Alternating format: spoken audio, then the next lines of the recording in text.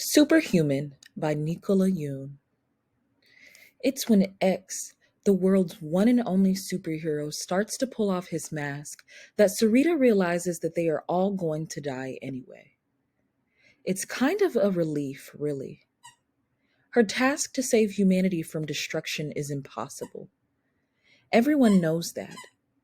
But if X has already made up his mind, then it doesn't matter what she says. Sarita watches as his gloved fingers hook into the seam of his mask, readying to pull it over his head. The skin of his neck, and then his Adam's apple comes into view. "Stop!" she screams, before she can think better of it.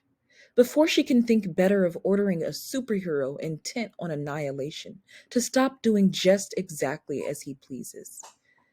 To her surprise, he does stop. His fingers uncurl from beneath the flap of his mask.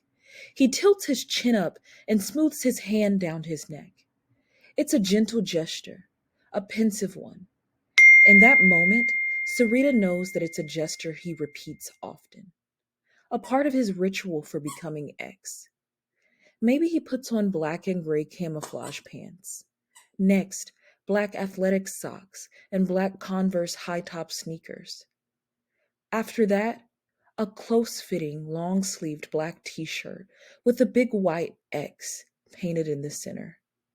Black motorcycle gloves are next, until finally he gets to the mask. For this part, he stands in front of a mirror.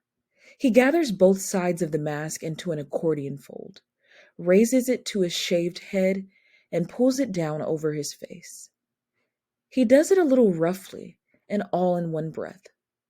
Afterward, he stands there in front of the mirror, taking a few seconds to adjust, to become.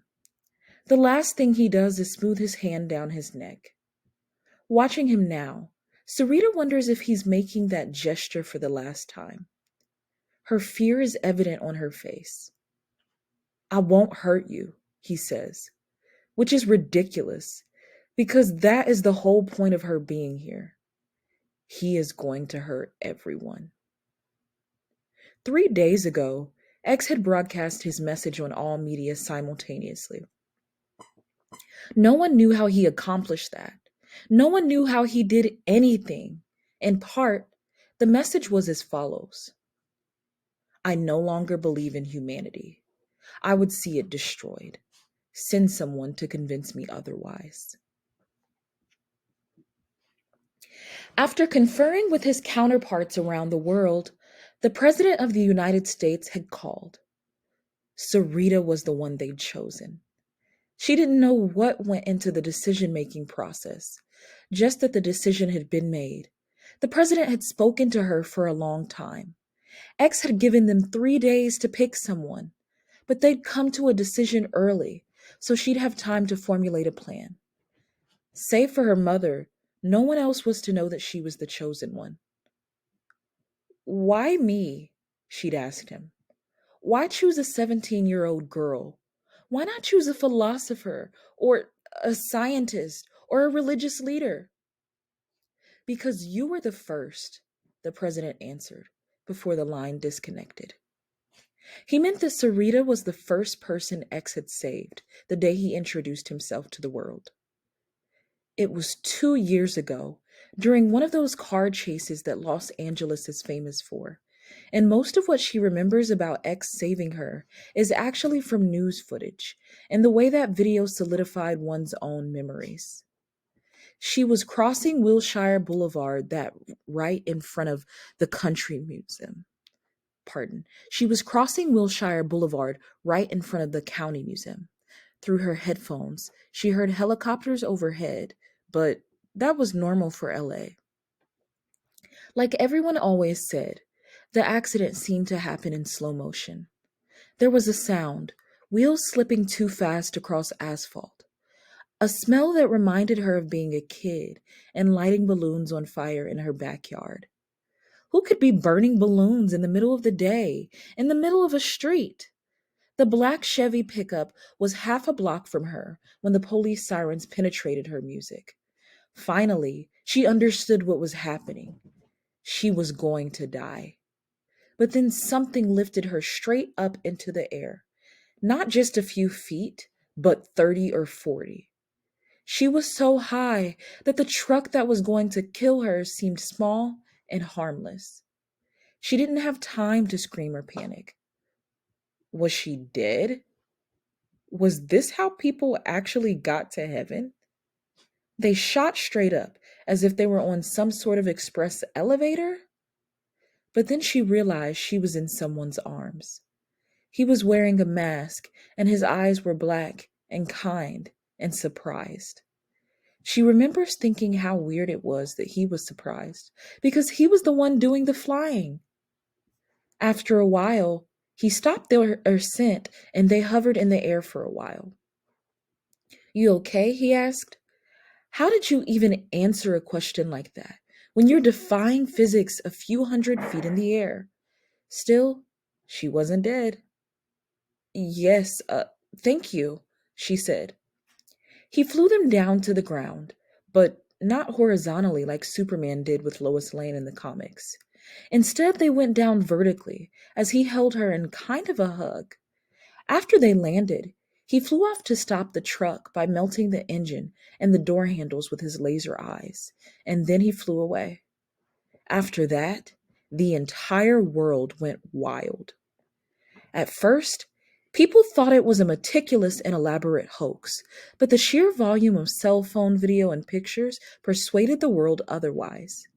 There was footage of him saving her everywhere. The Los Angeles Times headline the day after he saved her read, "Black Superman Saves Girl." The American news outlets kept focusing on the section of skin around his eyes that you could see through the mask.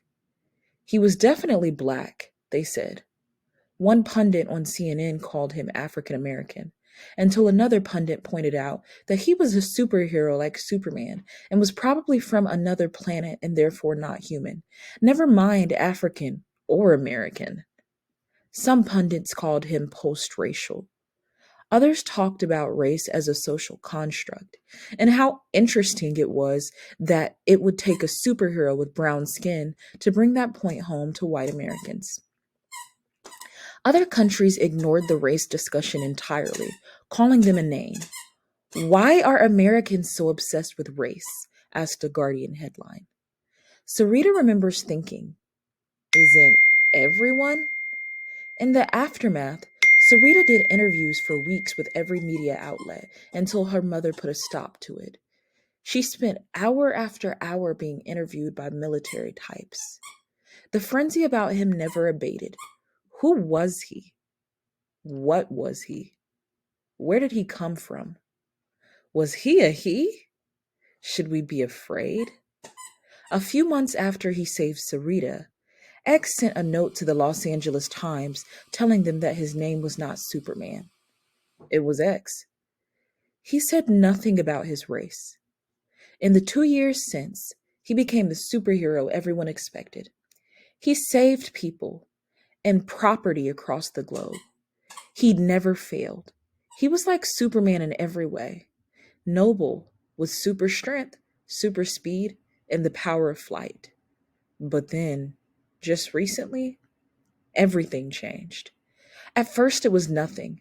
X didn't show up to a particularly devastating apartment building fire downtown. Maybe he was on vacation. Did superheroes take vacation? Maybe he had business on his home planet. Maybe he just missed this one. A week later, he didn't rescue passengers on an Amtrak train derailment. After that, he wasn't there to stop a mass shooting on a college campus. Then came the broadcast. "Why can't I take my mask off?" X asks her now. She's sitting across from him at his small dining table in his small apartment. "You can do anything you want," she says, as if he needed reminding. Despite her best effort, her voice trembles. She'd promised herself she wouldn't let him see her fear. Beneath his mask, his mouth twists. Do superheroes smirk? Of course he knows she's afraid. He has super senses. Probably he can hear the too fast rush of her blood pushed along by her too loud beating heart. Probably he can smell her adrenaline and all the subtle changes in her body that say she's afraid. Probably he knows all the signs of human fear. You supposed to convince me? He prompts, leaning back in his chair, arms folded across his chest. She pulls her shaking hands off the table and clasps them in her lap. Did he really want to be convinced that humanity was worth saving? Or was this just a game? And if it was a game, then why? Was he bored with being all powerful? You live here? She asks, expecting something different. What had she been expecting from a superhero's lair? Something more like Superman's Fortress of Solitude, something filled with clear glass crystals and alien technology so impossibly advanced she had no hope of deciphering it. She wasn't expecting this dark, cramped space overflowing with books and comics. She wasn't expecting the clutter, every surface covered in knickknacks, action figures, matchbox cars, and Lego pieces. It vaguely reminded her of her younger brother's room. When she first Googled the address he sent, she'd been surprised at the neighborhood. It was the Crenshaw section of Los Angeles, the kind of neighborhood that white people and rich black people like her mother thought of as dangerous, but wasn't. Through her tears, her mother had asked, "What kind of place is he making you go to?"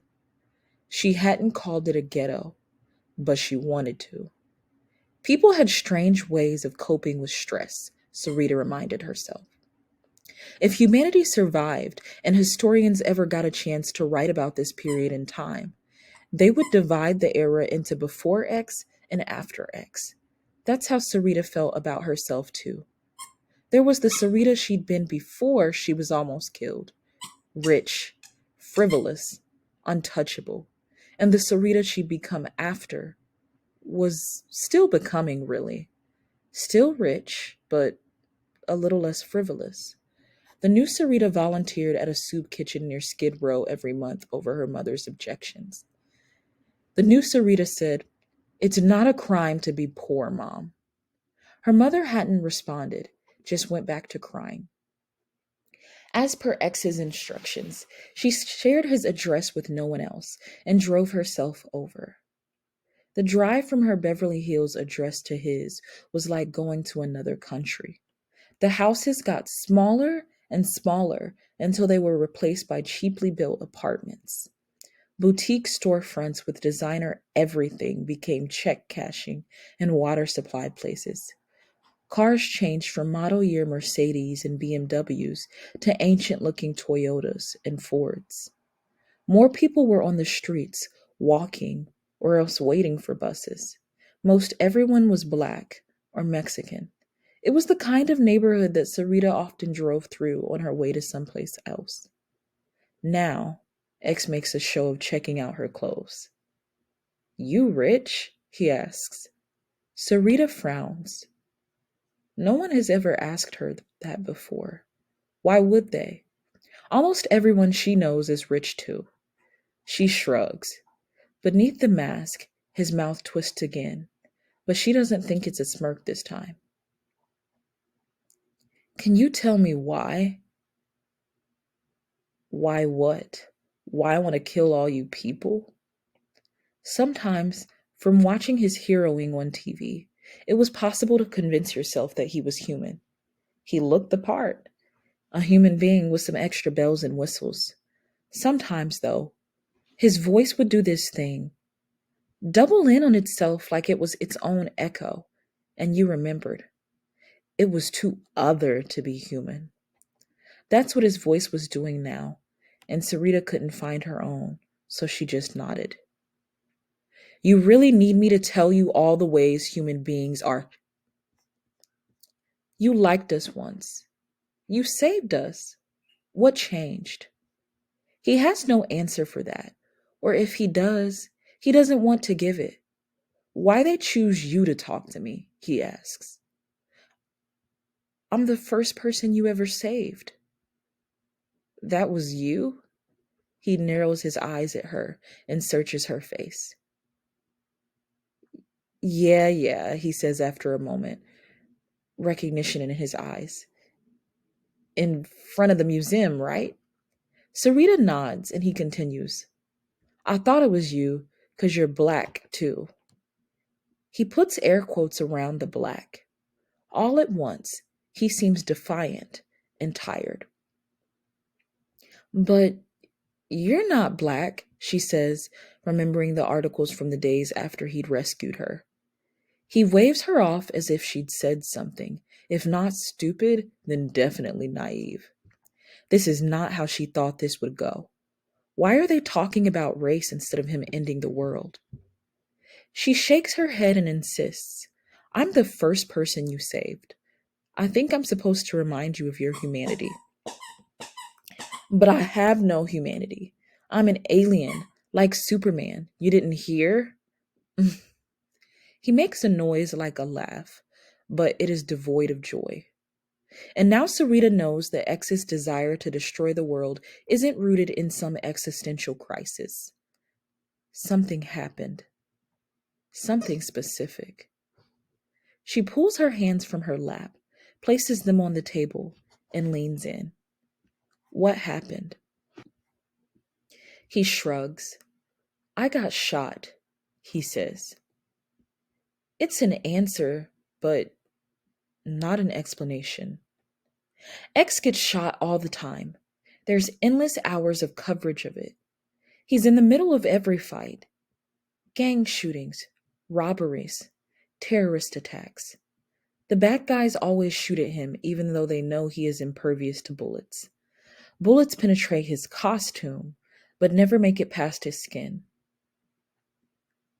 I don't understand, she says. By a cop. But why would a cop shoot you? He is an honorary member of every police force in the country. He leans forward. His gloved hands are close to hers. Sarita resists the urge to pull away despite her fear. I wasn't X when it happened. I was just me. It takes her a second to figure out what he's saying. He wasn't in his costume. He got shot by the cops for being black on a street. Sarita doesn't know what to say to that. Television images of protesters marching through the streets of one city or another rise in her mind. They're holding signs that say, hands up, don't shoot. Cops are holding riot shields and batons. It's almost always night. She hears the chatter of news anchors and lawyers and police procedure experts and community advocates all talking at once. It's not that she ignores these incidents when they happen. It's just that she finds them hard to watch. She doesn't want to know the names of the dead. It's better for her if the details are left vague and the facts are left fuzzy. Because if cops are just killing black men without cause, then how can we all be okay with that? How can she live in a world like that without hating everything and everyone, including herself, for their inaction? She looks down at her clasped hands. Should she open them? Should she take his hands in hers as a way of offering comfort? Maybe reading minds is another of his superpowers, because he pulls his hands away from the table and springs to his feet. Sarita pushes back from the table with such force that her chair topples over. For the last 3 days since the president called, the threat to her life has felt abstract, a problem that could be stated and solved with philosophy and words, but now it doesn't. She's never been more aware of her physical body and its breakability. Come on, says X, ignoring her fear. I want to show you something. He walks to the window just behind him and opens it. She looks from him to the window and back again before realizing that he means for them to leave through it. We could use the door, she says, taking a step back. He doesn't say anything else, just becomes a blur of motion. They're out the window and flying before her brain can register that her feet have left the ground.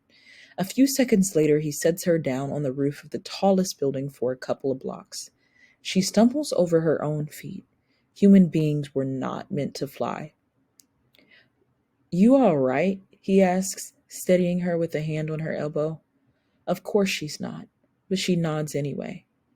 The morning's fog hasn't yet dissipated, and the pale yellow sun is hazy and indistinct, like it's struggling to come into focus.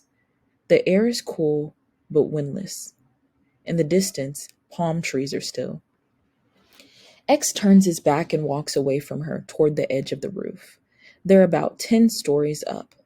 Some part of her wants to warn him to be careful. Instead, she says, "What if someone sees you up here?"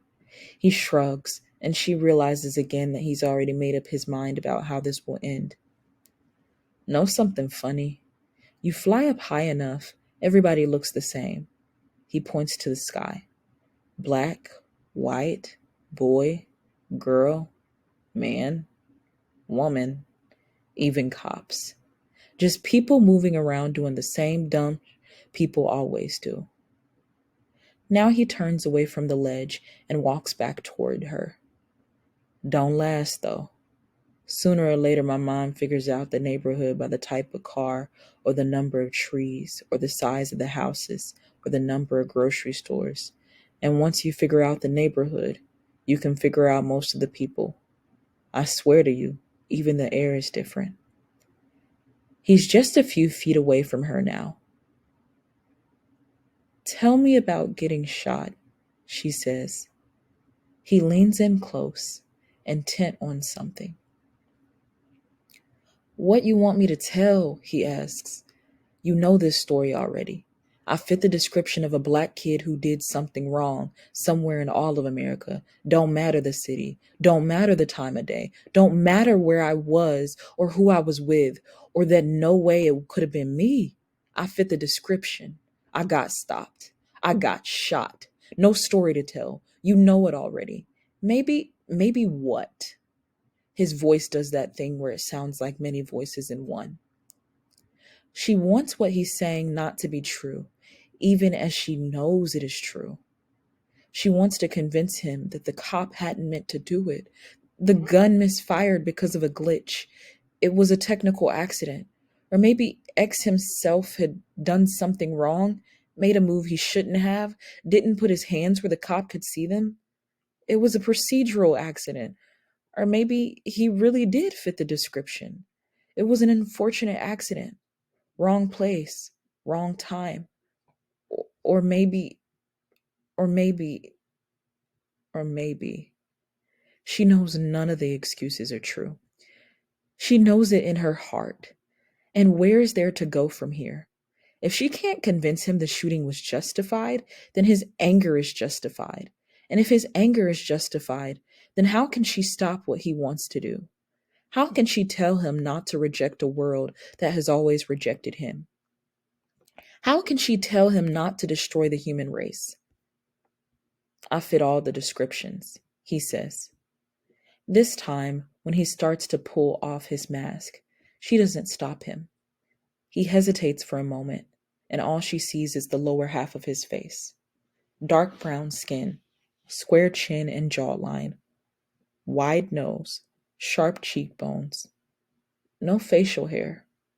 He pulls the mask the rest of the way off. Wide-set black eyes, the most perfect set of eyebrows. Bald head. His eyes meet hers, and all his parts coalesce.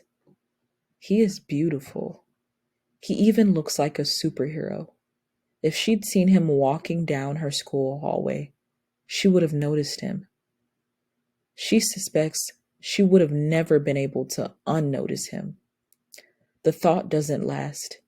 He's not in her school hallway. She's not allowed to notice him this way. And those black eyes are looking at her with equal parts pain and wrath. She wants to tell him not to be angry, but how can she ask that of him? Don't you ever get tired of it? He asks her. He means the constant doubling. He means the awareness of yourself and the awareness of someone else's awareness of you. But not you, your skin. One of her white friends had once asked her why black people thought about race so much. Because you guys do, she had said. X says, I'm not from another planet. I'm from here. I'm from this neighborhood. My mom made me this way by making a wish. My brother got shot. My uncle got shot. Before she died, my mom said she wanted a world where bullets could never break my skin. The next day, I woke up like this. She's come here to convince him not to destroy the world. She's come armed with a litany of human achievements. For every argument, she had prepared a counter argument. Yes, we are flawed, she had planned on saying, but we have an endless capacity for joy and hope. We are capable of loving unconditionally. Humans go to war and kill each other. Counter argument. All wars end, and in our peace, we find a way to love each other. Humans invented guns, nuclear devices, torture. Counter argument. We also invented vaccines, hospitals, prayer. Humans invented vengeful gods. Counter argument. Vengeance can be merciful. Humans invented God. Counter argument. Or the other way around. Humans hate what they don't understand. Counter argument. We are young yet. Give us time. And so on. But he is human. He knows all this already. And in the face of this, his justified anger and his grace, she finds that she has no words. Always the wrong place. Always the wrong time. A country that did not value his life. What you got? He asks her now. In his eyes, she sees hurt and anger in equal measure. It's still not cold and there's still no wind, but she wraps her arms around her body anyway. Nothing, she says, too soft for him to hear, but he hears it anyway. He's superhuman. He puts his face in his hands. His anger is justified, and she can't ask him to set it aside, not when it's his life, his body that's at stake. If he wants to destroy the world, she won't be the one to stop him. He says, "They all thought I wasn't human." He presses 2 fingers into his chest just above his heart. "But I am." And finally, she knows what to do. When X got his powers, he didn't choose to destroy. He chose to save. She's counting